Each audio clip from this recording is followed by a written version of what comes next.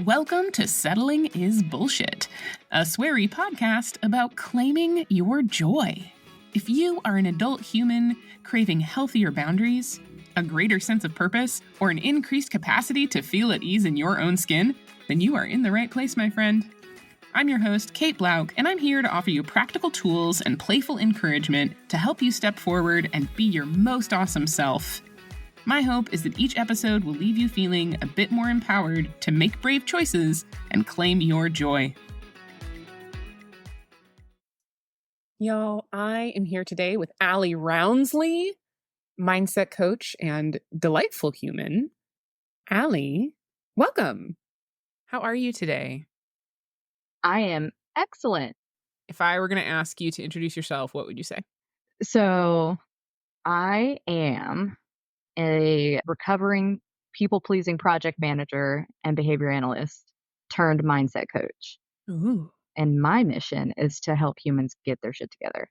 It's why I created The Gist, my self-improvement company, and I've got this fun newsletter that goes out with it. It is a super fun newsletter. I really enjoy and appreciate your newsletter. As someone who's perpetually working on getting my shit together, I appreciate a punchy, here are the headlines. I'm not going to send you 18 paragraphs to read, even if they're good 18 paragraphs. Who's got time for that? I don't. I want to, but I don't. Absolutely. It's super ADHD friendly because I know that if it's more than 3 bullet points, you fucking lost me. And so I'm going to make something that I would want to read that would give me what I need to do something with. And so that's what I sought out to create, and then made it nice and sweary so at least you can have some fun. Swearing is so much fun. Swearing is caring is what I've been saying. It's an emphatic way to express yourself. It is. It is. I read this book, I don't know, a year or two ago, that now the title of which is escaping me. It's by a linguist, and he's talking about the emphatic nature of curse words and how just helpful and satisfying that can be. And that's actually part of how you and I connected, right? Was that I've got Settling is Bullshit. You've got The Gist, which is get your shit together. Love an acronym. Always fun. And what was the inspiration for The Gist? How did The Gist start? So my first thing, and you may see little references to it everywhere, was create your fullest. Because create, that's just a word that's special to me, creating, a new business, creating arts, crafts. I'm a creative, artsy, craftsy person. And so I wanted it to be inspirational, but it was kind of the soft and easy to swallow part of me. And I was kind of tired of holding it at that level. It kept my vibe low. And I'm I don't know if it's something about this just isn't sitting right. And I have conversations with fellow coaches and other friends in the area. And the thing whenever they speak with me is you're just so scrappy and real when we talk. And scrappy was the word. That was the word that they used for me. And I'm oh, I didn't realize that that's what I have. Is this scrappiness. Let's do this. Let's get a little bit tacky and just be authentic, be ourselves. I love that. Right? Scrappy. Yeah. And for me, it's quirky and high energy, right? Yeah. People are you have got a lot of energy. And Yes, exactly. And that's what I was going through when I made The Gist. I was finally okay, I'm going to do this thing. I'm going to be exactly who I am. And I'm going to push past the fear of pissing people off that probably liked some of my softer stuff. But I'm if you can't take me at my scrappy, you don't deserve me at my soft. Oof. Yes. Yeah. If you can't take me at my scrappy, you don't deserve me at my soft. Right? If you can't take me at my quirky glitter pants, you don't deserve me at, I don't know what the contrast for me would be, but I love it. I'm going to come up with at my wander light. Yes. Yeah. You don't deserve me at my mellow. Yes. Yeah. Exactly. Because we are kind of all this balance of this softness and this higher vibe something. And I wasn't honoring that weird, authentic part of myself. I'm yeah, I say shit all the time. I'm why am I trying to hide this? And so why were you trying to hide it, do you think? And that's the thing, because I see it a lot in my clients as well too. And that's why in every initial session that we have, I start the design with, I need you to be real with me, but more importantly, be real with yourself. And then I say, I cuss, I swear a little bit. Is that cool with you? And you almost see this "Ugh, it's so nice that you're just going to be who you are and then they can be who they are. And they're telling me things that maybe they wouldn't tell anybody else because I share something vulnerable with them. So it almost creates this trust where they can actually bring their bullshit and work it out in our sessions, right? And Right. so that's where like all this authenticity came from is and it was terrifying at first. It was Yeah. absolutely terrifying because I'm like, this shit's gonna make me unhireable if I ever want to go back to anything stable. Oh, Um, yeah. but at the same time, I'm like, I got into this because I wanted to make a difference in a way that felt good to me. And Mm, what feels good to me is being authentically the person that I am. And I yeah. am not buttoned up. I am not the person that's gonna sit in a suit in a boardroom ever, nor do I care to ever strive for that.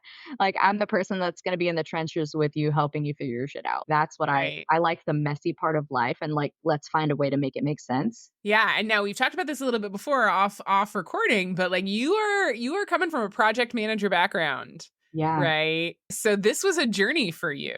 So how did you make that transition? How did you go from like, okay, I'm moving up in the organization.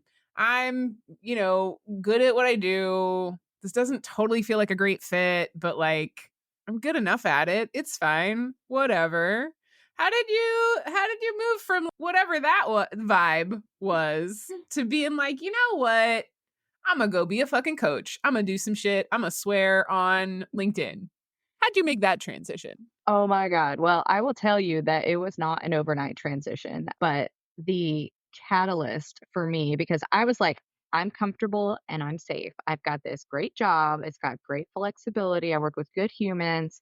Sometimes the strategy kind of sucks, but at the same time, like I've got flexibility, I've got good money and all this. Right. Like I've Um, got the boxes ticked. Like I'm doing okay. Like yeah, this is fine. It doesn't light me up, but like it's okay. I get my needs met. Like what? Why would I want to rock that boat? right, exactly. Well, here's what happened. My boss signed me up for a leadership development program, and he was like, "Hey, listen, like they're just asking for us to sign up people we think would be good fits for the program." I was like, "Sure, I'll do it." But the thing that changed my life was it also came with 6 months of coaching. Mm. And so when I first heard that, they're like, "Okay, now go sign up and pick your coach." And I'm like, "Ugh, I don't want to do that. Like that sounds, I don't want Why to do that." not? What was tell me that? Because I'm the kind of person that I'm like, "Ooh, you're gonna, like, help me look at myself? Sign me up. I just wanna do nothing but that." Oh, Uh, I think it was a blissful ignorance that I was like, "You know what? I'm good. I could probably learn to write better emails or communicate more succinctly, but otherwise I feel pretty good. I don't wanna dig into that shit." Like, I just didn't. I what was was like, the "It's." shit you didn't wanna dig into? Oh, that's where it gets good, right? And so when I signed up for this coaching, my coach was fantastic. And so I started out like my goals are like, I could probably get better at time management, like the basic stuff as a leader or project manager that you like, oh, time management or better communication skills. Those are the things you kind of go into coaching for. Let me improve my skill set so I can get a promotion or make more money or whatever. Well, old girl over here telling me, she started asking those questions like what you just said. So, what was that shit that you didn't want to get into? Like, she started digging and poking the bear. And at first, I was like, oh, I don't need this. By session 3 or 4, I'm like, my life is a lie. Like, I'm so not doing what I'm put here to do. So, yeah, just to jump in, like, did you going into this, was there a little part of you that knew what you were here to do? Or was part of just going up the corporate chain of being like, "I don't really know what I'm here to do, so I guess I'll do this." I got to a point to where I was like, I'm comfortable. My boss is great. I don't really want to keep moving up the chain anymore. Like, I'm good where I'm at. I don't want to Yeah. rock the boat right now. And then when I started rocking the boat, I recognized that there was a lot of things that came naturally to me as a teenager that I kind of shoved down Mm. that kind of came back up as I was going through coaching. Ooh, like what? Oh, let me tell you, girl. Please do. So, Please yes, girl. Yes, girl, so yes. So when I was a teenager, it would piss my mom off to no end, but I was always friends with the bad kids, like quote unquote bad kids, right? The ones that were always in trouble, that were like They were wearing like the pipes or the Jinko jeans and like had all the crazy hair and everything. And like I was always pretty basic. I'm like jeans and a hoodie and a ponytail. I'm like, that's it. I'm good. But those were the people that I gravitated to, like the ones that were like going through things that were really, really different. So like I was this weird little art kid that hung out with all the little goth punk type of people, but I was not the one that was ever getting in trouble. I'm like when they went to go do dumb stuff, I'm like, I gotta go home. And so these are the people that I always gravitated to. But then I found maybe I'm giving too much of myself to this because I didn't know how to Right. balance it. But it was Right. always something like that's where I wanted to be. I want to be with the people that they're messy. I enjoy being with this kind of messiness. And now that I got into coaching, I have the skills to help solve those problems for people. Like, let's take your bullshit and your mess and turn it into something that works for you authentically. Because we're all a little bit crazy, and that's totally fine. Like, I Right. can vibe with that. So, okay, did that feel like an uncovering or a discovery? Wow, that's a good question. I think it was really more of an uncovering. Like it was something that was there and something that Yeah. kind of followed me. Like I was always like a problem solver. Like I wanted to be a fixer. I wanted to fix all these things, right? And your initial inclination with fixing, right, is, well, why don't you try this? Or you know what I would do is I would do this.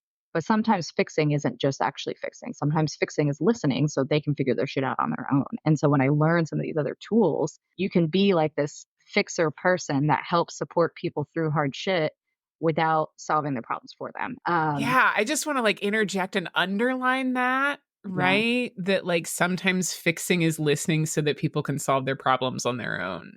My body was just like, Mhm. "Oh god, yes. Everyone who's listening, please, if we could all just do that, if we could all just, like, hear people and let them hear themselves Mhm. instead of jumping in and being like, "Oh, let me tell you what to do." And I'm speaking from, like, personal, Yeah. let me tell you what to do We've all land, done it. right? Like, trying to, like, let that go. Yeah. So you started to uncover this, like, Yeah. "Oh, I would here's." say by like month 4 of coaching is when I kind of figured out who I was and what I wanted to do. And so as I was talking with my coach, I got all my shit together and I pitched a leadership coaching program internally for my boss and was like, I want to do this and I need to start coach training. Is this something that I can do?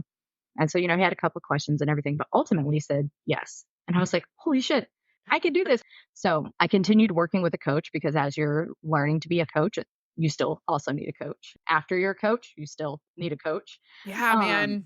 Coaching is magic. The it is. magic doesn't stop. It doesn't. We put our blinders on as coaches, right? Like, oh, we've figured all this stuff out. We can help our people, but sometimes we have those blinders on actually like taking our own fucking advice. Well, yeah, I think that's true for everybody, Mhm. and that's kind of the underlying point of coaching is that we all need sort of outside perspective. I mean, for me, what that looks like is like I need somebody else to cheerlead the shit out of me because even though I can like intellectually believe in things for myself, my little heart and spirit don't always get on board. But like having other Yeah. people ask me questions and help me tap into that inner knowing Yeah. is what makes it possible to show up and like do the scary thing.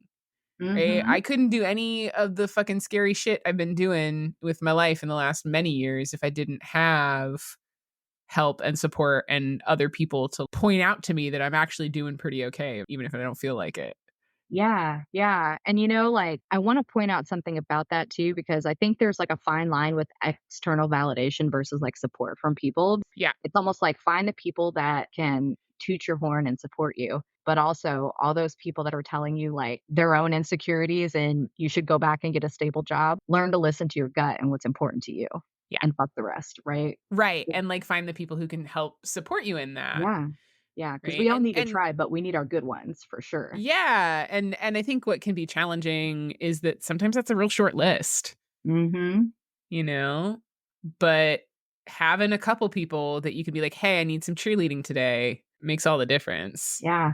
So to shift that scarcity mindset, or sometimes that's a short list, and abundance is one person is enough, right? Ugh, thank you for that. Thank you for You're that welcome. coachly reframe that my coach just did to me in a coaching session the other day when we were having this exact conversation. I was like, "Well, here's the list of like 3 or 4 people." And she's like, "Awesome. You got Yeah, 3 or 4 people." Like, yeah, yeah. exactly.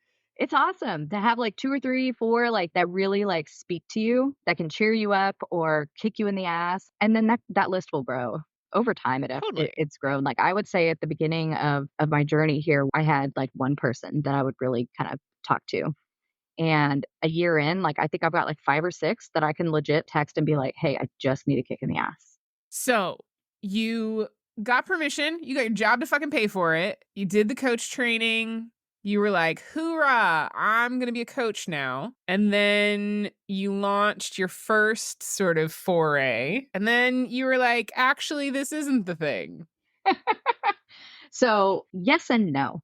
It was really, really great to do the coaching stuff at my job. I've worked with people that like I've always seen in passing, but was able to get them into coaching and see the differences that were being made. People started leading calls with more integrity and authenticity. But the catalyst behind deciding whether I wanted to keep coaching internally or if I wanted to move out, like I always kind of had an inkling that like eventually I would want to go and do this solo because I wanted to meet more different people. And like when you're coaching internally, there's a certain people are all kind of the same, like they have the same experience. You know a lot about the product and business. Right. I don't know, the metaphor that just came up for me is like you're shepherding the same flock. Like Yeah, it's just like exactly. everybody's in the like, okay, we're here. Like this is the Yeah, yeah. yeah, I want a yeah, bigger yeah. flock and I want different colors. I want all the different things. Yeah. Yes, rainbow sheep. Rainbow sheep. Absolutely. Oh my god, please, Absolutely. please check out this rainbow sheep thing. I love that. The vision is like in my head now. Like, Good. No, I love that, right? yeah, Welcome to sort of my brain.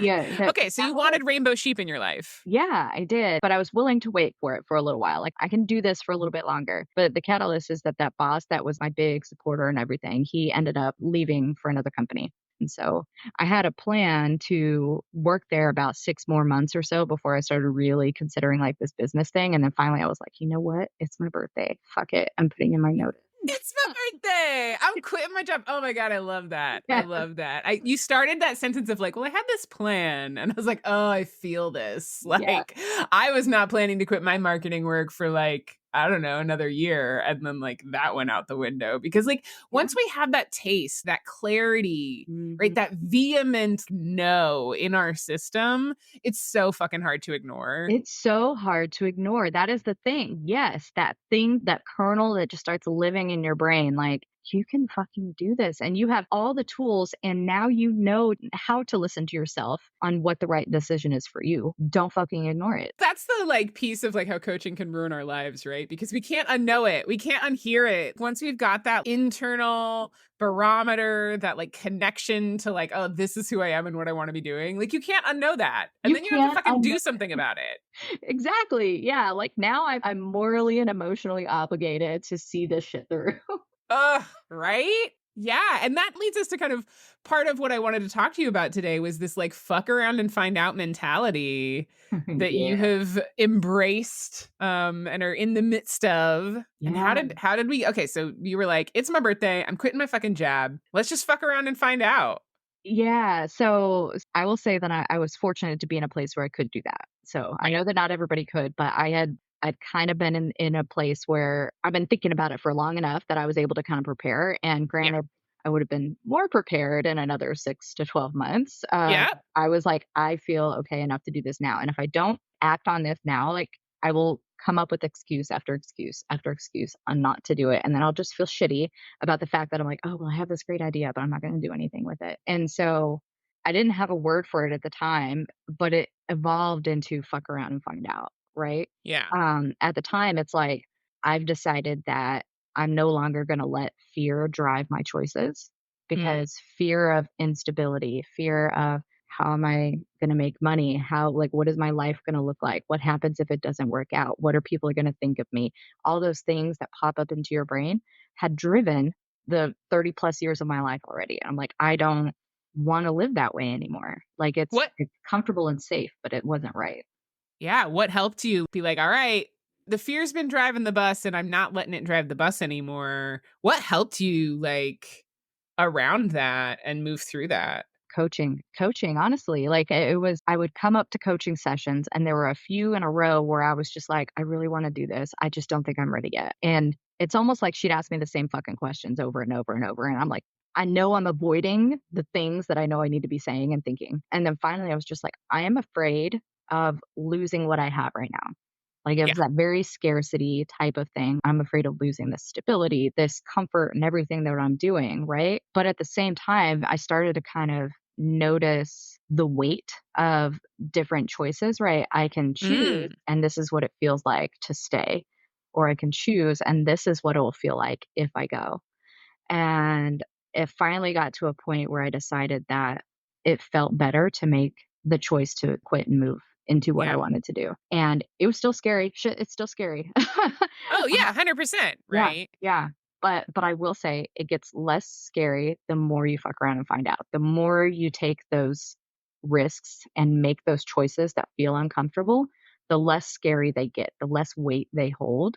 And the easier it is to actually try new shit and see what works and see what doesn't. You beat yourself up a lot less. I'll try things and I'm like, well, that didn't go as I planned. It didn't work. Yeah, All okay, right, but what's so how do we get here? so the first couple of months after I had stopped working and started working, um, I was like, okay, now I gotta have all the things. I gotta have the website and the program and the pricing and the contract. I have to get all the things together, right? But what I found is like all of that was fucking busy work, but it made me feel productive, and so I started there. Yeah, Um, I'm just having a flashback to, like, my entire college career where I would start a paper with the bibliography.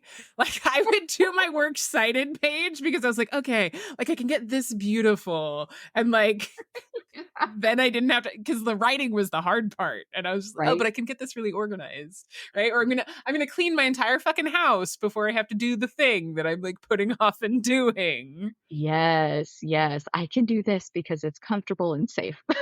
Yeah, yeah. It's there's knowableness going on here, right? Um, Mhm. and so I'm like, I can create all this stuff. But the thing is, when you kind of sit in that vortex, that's not where your people are. That's not where your clients are. The people that want to work with you, the people that need to know about you aren't going to find you that way. They're not going to be able to see what an amazing thing that you've created if you don't get out and actually start talking to people. And so it took me a while to figure that part out, right? Yeah. Okay. I need to actually meet some fucking humans and have some fun with people that exist outside my circle. I need to get strange and awkward and reach out to people that I don't know and see what happens. That's how I found you. Yeah. I'm like, you're I shitting know. awesome. Let's vibe. Like, Yeah, right, no, totally. Right, I'm like, I'm thinking about it, can be get so easy to get caught up in, like, I don't know, building the pasture and, like, getting the grass the right size, but, like, you gotta go get the rainbow sheep, yes. right? You Like, gotta go get the rainbow sheep. yeah, this is gonna be the, like, refrain from this particular episode is, like, rainbow sheep, all the Yes. rainbow If sheep. there's an image you can put, it needs to be a rainbow sheep for sure. AI will definitely provide that. I'm on it. I cannot wait. I can't wait. Yeah, right? Right? And, like, in the spirit of, like, fucking around, right? So you're like, I got my busy work done. I finally realized, like, I gotta go talk to people. I gotta do the awkward thing. So, becoming a business owner is first and foremost a whole lot of unlearning before you can relearn what your new normal is. And so, I think time management was a thing that I needed to figure out. And when I think about like fuck around and find out, like I applied it to so many different parts of my life and in the work that I was doing, and then like how I'm spending my time outside of like doing my work. What am I going to do with myself? Right. When you quit a full time job, you have 40 hours more a week and you're Right? yeah, so like do I replace it all with like do I do all the business time there, or do I value independence and freedom, like that's part of the reason I wanted to start a business, not only for my passion in helping humans but also because like I wanted to be able to do what I want when I want. And so I'm like, oh my god, I have all this time, too many fucking books I can read. And so How many books did you read, Allie? too fucking many, but it was amazing. God, it was so good. There was just a rabbit hole of series, and I'm still in it, but I'm learning my balance, right? Okay. Like, is it self-care or is it escapism? Let's talk about it. Right. So you Yeah. fall into the romance trap, and I'm like, "Shit, now I gotta do this."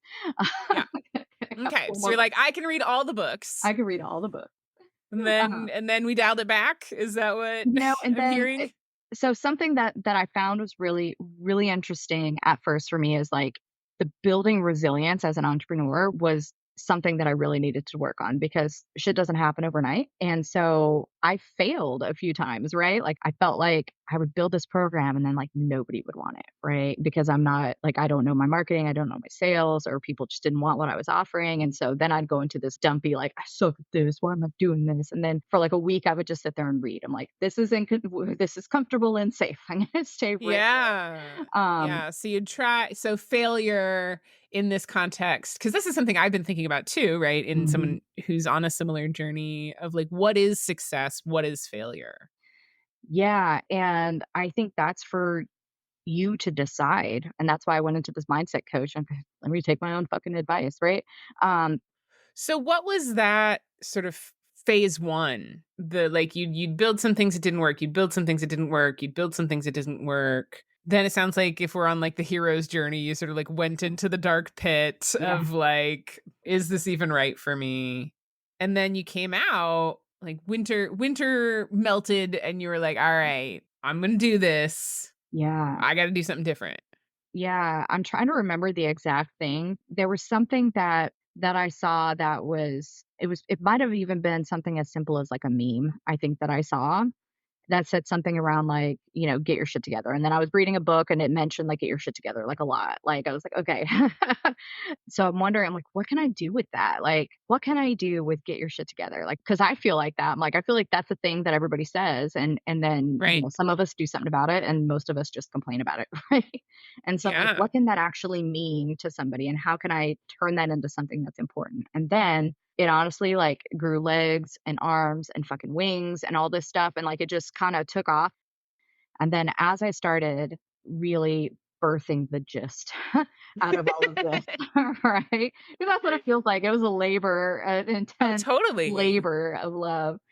And then I started, what if I were to swear? And so I'd like put a post out there. I'm like, let me just try this and see what happens. And girl, like when I started saying like, I'm not everybody's cup of tea or deal with your bullshit and not theirs, like starting to say these things. So LinkedIn, my engagement doubled, like more than doubled in like a month. All of a Yeah. sudden, like I've got people showing up that like all these new people and they're like the right people. What do you feel like that shift was for you? I mean, I guess I'm just thinking about like how this isn't, it's not just about like the entrepreneurial journey, right? It's not just but it's about that like moment where we're trying something, it's just not working, and we keep trying and it's just not working, and it feels terrible.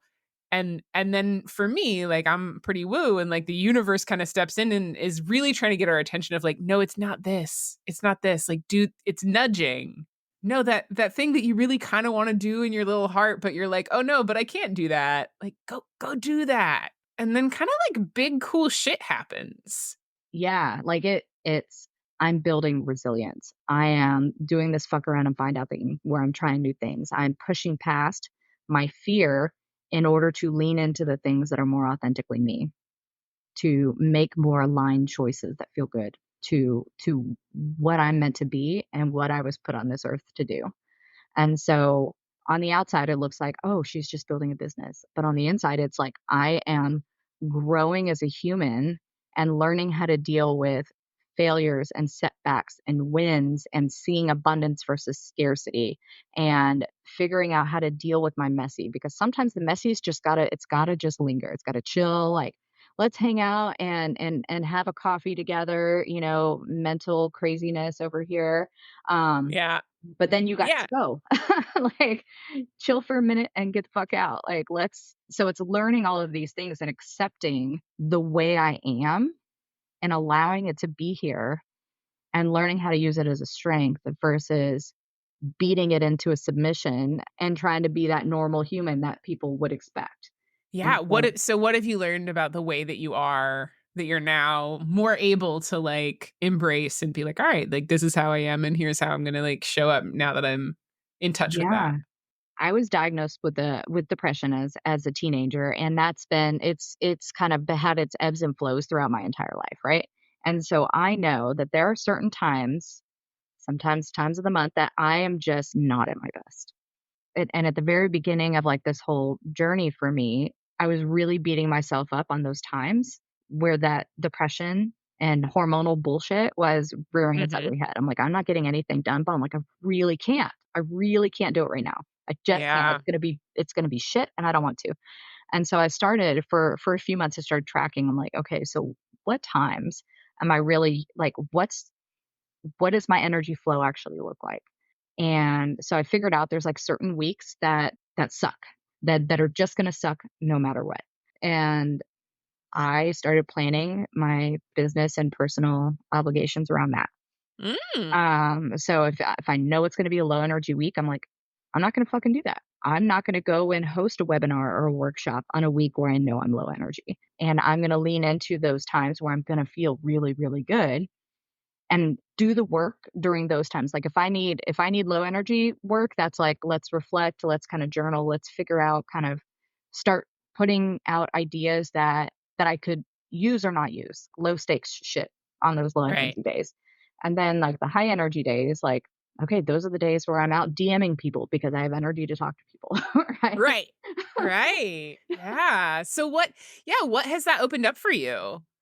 So the biggest thing is it's removed the guilt around feeling that way. Yeah. Because I feel like we have this expectation as women, workers, moms, whatever it is, right? We have these expectations that we need to be able to go full time 365 days of the year. And it's just not fucking possible. We try.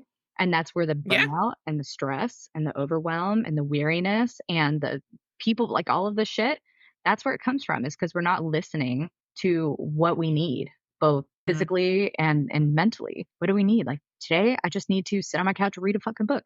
Today, I need to go walk outside and see some fucking nature, get some what is it, vitamin K or whatever from the sun. Like sometimes I we don't just yeah, need all the vitamins, all the just the, vitamins. like, spiritual vitamins. Yeah, like, Yeah. I can so relate to that. Getting an official ADHD diagnosis a couple of years ago was really helpful for me because it gave me more permission.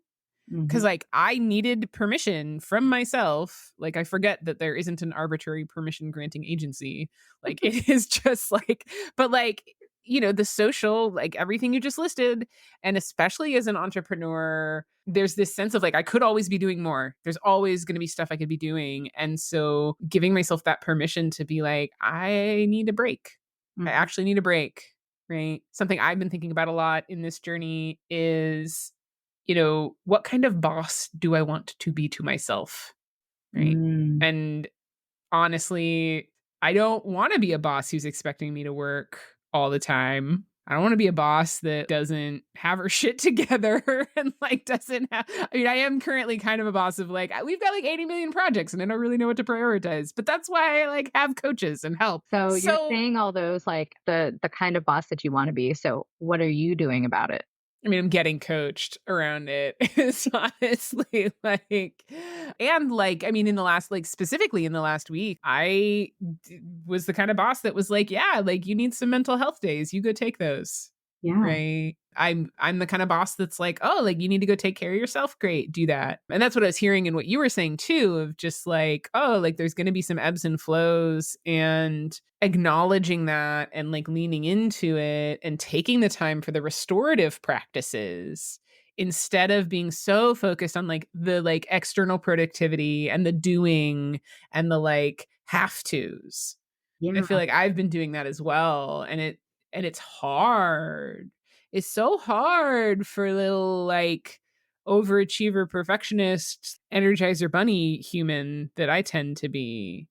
Oh, yeah. Slowing down is, like, it's a push for me, and, like, to put it into your, like, fuck around and find out framework, right? Like, I think the universe for me was like, "Hey, this week, you're not gonna you're just gonna sit on your ass, and you're gonna, like, read some books and take some baths and cry a bunch and like stop pushing so hard." And on the other side of that, I'm realizing like how much that kind of slowing down actually serves me. Yeah. When you reframe that slowing down into one of your have tos, that really makes it powerful too, because we think of rest as like, that's just a thing that I'll get to. Totally. But when you reframe it into like, I need to prioritize this part of myself. Otherwise, I'm not going to be who I need to be when I have to get my shit done. The productive on the surface shit. Because rest, when it's restorative and conscious and purposeful, should be a priority. It is Yeah. important. Yeah. And for me, and this is still part of my journey, is I don't know how to rest. Like I'm a little like hyperactive lunatic a lot of the time. And so like there's also the kind of CPTSD, childhood trauma. Like there's a response there with my nervous system that stillness is hard. And so for me that's looked like rest isn't just taking a nap. Right. It's does my brain need rest? Does my social battery need rest? What parts of me, like what are those different batteries that like need recharging, that are tapped out? And like tapping into that has been super helpful of like, oh, I don't have social battery today, but like I can totally go work in the yard, right? Like physically, like I need to burn some physical energy, but I need to like not have to think about stuff right now. Mm. And so reframing rest in those, like, I don't know, it's a rest matrix, has been Yeah. has been super helpful. I wanna do your little underline thing on that, right? Like a rest matrix. Yeah, because rest is gonna look different for everybody, and it could look different for you depending on what you need. That's a really Yeah. important distinction. Rest could mean taking a nap, or it could just mean working in the yard with nobody talking to you. That's a really important distinction around what rest and self-care actually looks like. Yeah, absolutely. And it's all part of that. And oh, okay, so I want to like bring it all in cuz like you do have this like fun kind of framework that I want us to get to around like how to apply the sort of fuck around and find out to like whatever it is, right? And so maybe in this instance it's like rest. Like fuck around, like find out like what counts as rest? What kinds of rest do I need? So yeah, tell me and our beautiful listener a little bit more about your fuck around and find out framework. Fuck around and find out became this thing that I did. And I was like, you know what? Like, I can bobble that. There's a method that I'm doing here. So now I have it all kind of figured out. So that way it can be something you use and that it's repeatable. So the point of like a fuck around and find out framework is that you want to try new things. You want to try something new. So I Yeah. want to get better at rest, right? Yeah, let's do it. Right. I want I to get love better at this. rest. And so you've got an idea like, I want to get better at rest. There's your idea, right? Right. So that's step one. I got an idea. Yeah. All right. I need more rest in my life. Yeah. I don't know what that means. I don't know how to do that. Yeah. Great. Okay. So the second part is realizing that you have choices and you just have to figure out what they are around that. You Okay. could So I say, could I take a can get nap. better. Yeah, I could take a nap. I could take a bath. You could take a bath, right? What else? I could play in the yard. I could, sometimes for me it's like I have a lot of physical energy. Like so like I could go for a run. Yeah. I could do yoga. I could call a friend. Yeah. Um, I could do a spreadsheet. I don't know. There's something really soothing about like organizing, like or like reorganize my bookshelf, right? Like or Okay. Yes. cleaning. Yeah, that like sometimes that can feel restful. Yeah. Yeah. It's a Okay. productive rest. Okay. So I want to point out here is that I said choice is a second step and you realize that you have more than you think. But you don't often think about that. Like you stop at the idea phase that says, I need to get better at rest, but then you don't think about like what does that actually look like? And you have Yeah. come up with, I don't know if you listed off 10 or 12 different ways that you can rest, that you could try resting, Right. right? And that's where the fuck around and find out comes in, right? Because the next step is action. Pick a choice and then do something about it. Okay. Yeah. So go for a run. Let Yeah. me try this rest out. So Yeah. there's your action. I feel like yeah, let's go with meditate. That actually like Okay. feels more restful. All right. So Yeah. meditate. All right. Right. Like I could try meditating. Yeah. Okay. Yeah. So your action is I'm going to try meditating. That's a choice that I Mhm. decided based on the idea that I had, right? Yeah. So I'm going to try meditating. So then you go do it. You pick a time, you pick a place, you pick a YouTube video or whatever you need to do that, and you pick an amount of time that you want to do it. And if you know you're that person that can't sit still, you meditate for 1 minute, right? You do the 1 minute thing. So I'm going to meditate for 1 minute. So you really see what I'm doing there is I'm defining what that action actually looks like, Mhm. when I'm going to do it, what it's going to look like when it's done, right? Yeah. Thinking through all of those things.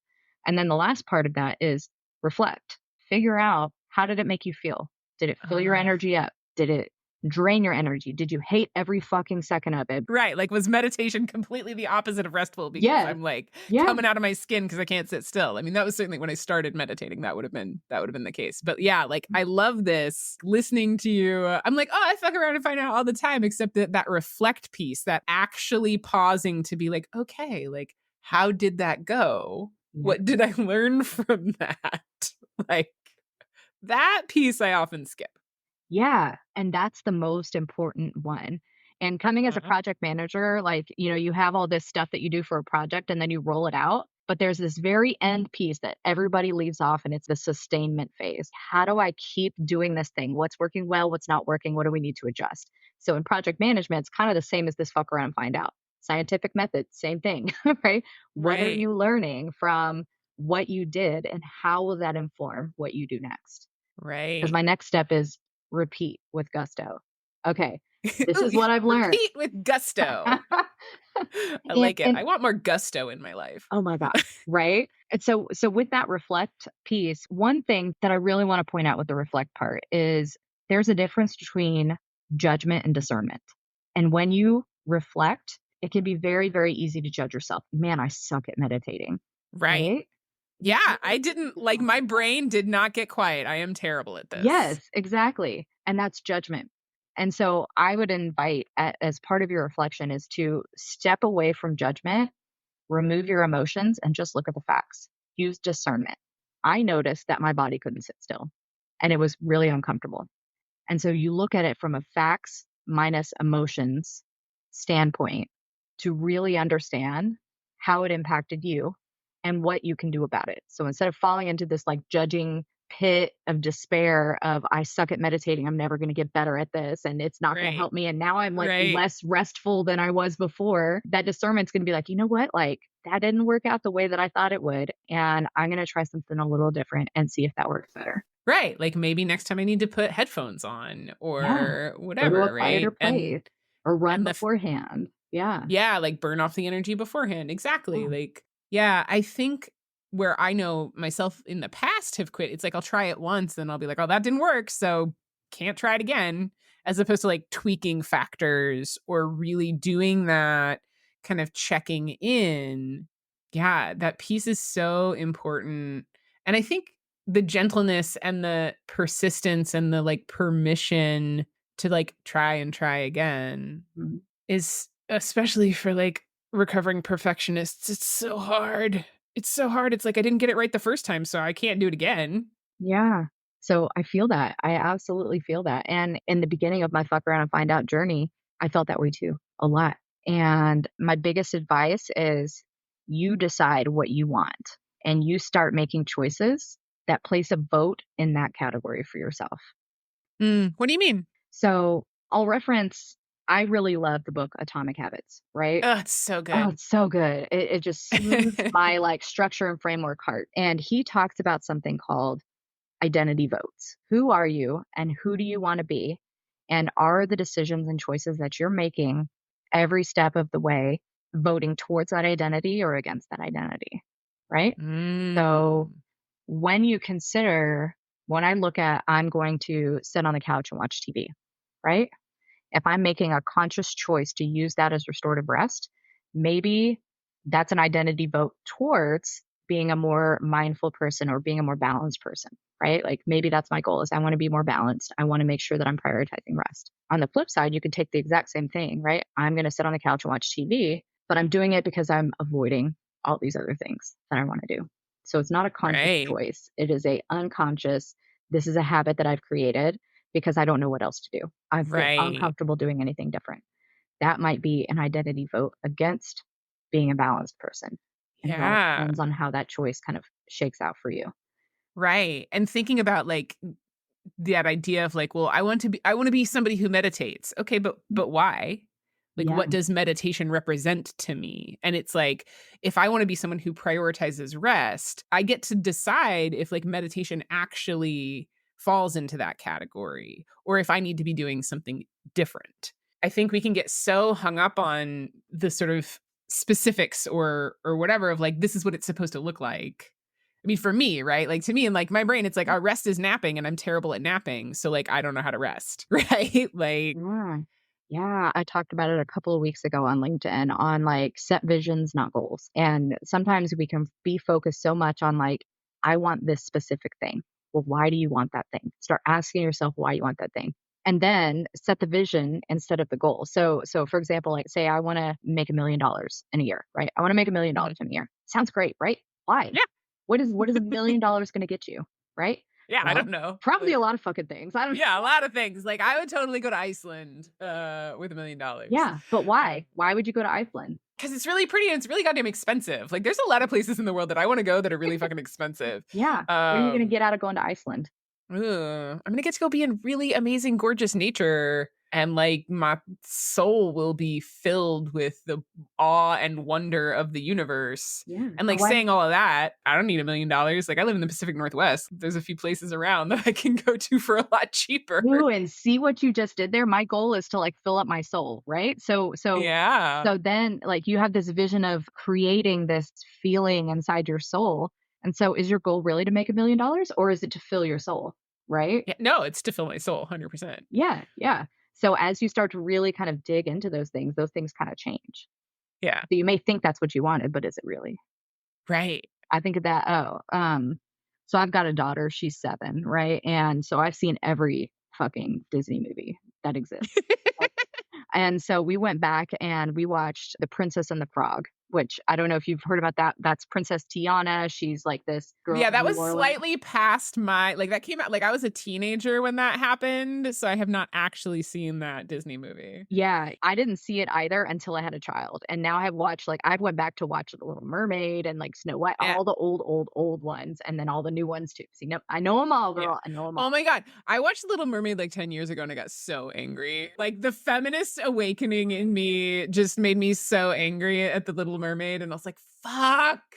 I did the exact same thing with The Little Mermaid. I'm like, this is stupid. Like, I And it's cannot bullshit. believe. Like, oh my god, he's never heard her voice and falls like, okay. But Sure. anyway, so Princess Tiana, to No, circle back to ones that apparently it sounded like you liked that one. I did, and the reason why is Okay. she's a hardworking woman that she's like, "I don't need no man," type of thing. But anyway, Mhm. what was really interesting is she wants to get her restaurant, so she's gonna work hard and work hard and work hard to get her restaurant. Well, she meets this bayou witch lady named Mama Odie, right? And so they have this whole singing thing, and she's like, "You gotta dig a little deeper." And so, like, what do you really want? Like, what is it that you really want? And so every time I think about Yeah. when people say like, "My goal is to get a promotion," I'm like, "Gotta dig a little deeper." Yeah, yeah, What like, is it about what that? yeah, what do you want? Why do you want that promotion? What do you want out of that promotion, Yeah, right? what's it gonna Like, do? why do I wanna be a coach? Why do I wanna be a coach on these particular terms, right? Why did I wanna launch a podcast? Why do I wanna write the fucking Mhm. blog? Like, why do I wanna be doing this thing? And absolutely, like, that's the kinda, like, meaty, juicy shit that we get to in coaching Yeah, sessions that helps us stay on track and helps us stay focused and helps us have that, like, North Star that makes the doing more nourishing, right? Because if I'm like, "Oh, I wanna get 1,000 followers," I'm focused on the fucking, like, numerics and not the, like, I wanna do good work, or I, like, wanna yeah, enjoy the conversations that I'm having. I want to, like, provide encouragement and support and, delight to the people who listen, and it's so hard to stay really grounded in that sometimes. yeah, yeah. One of the things that I did in coaching is I made a vision board, and on that vision board, it's got like my big goals, but it's also got my little tangible goals. But as I wrote those little tangible goals, I really thought about like, what is this going to get me? Why is this the goal that I want? And so now I understand like this might be what it looks like on the surface, but this is what I'm really getting. So like a Mhm. thousand LinkedIn followers, right? That's a metric, but what is it really for? Well, it's so I can get in front of more people with the message that I'm here to share with the world. That's Yeah. really the goal. Is like I want to help the world suck less by sharing my Yes! message. Ugh. That's just yeah, I wanna help the world suck less. Yeah, that should be my mission statement. There I'm you here to make go. the world suck Yeah, less. I want and that's yours, and then mine is I want the world to sparkle more. Yes. I just That want more is so sparkles. you. What It would you is! yeah. I think the segue there is like, yes, like glitter is a huge feat. Like glitter, like keeps coming up. Like it comes Yeah. up a lot for me. It brings me a lot of joy. I actually was just participating in this little group thing, and somebody I don't know at all like was like, I think every time I see glitter now, I'm gonna think of you. And I was like, yes, like that is like I will take that. Right. Ally, this has been such a delight. I feel like we've covered such wonderful ground and got some yummy good shit out of this. What that we haven't already talked about? Like what brings you joy?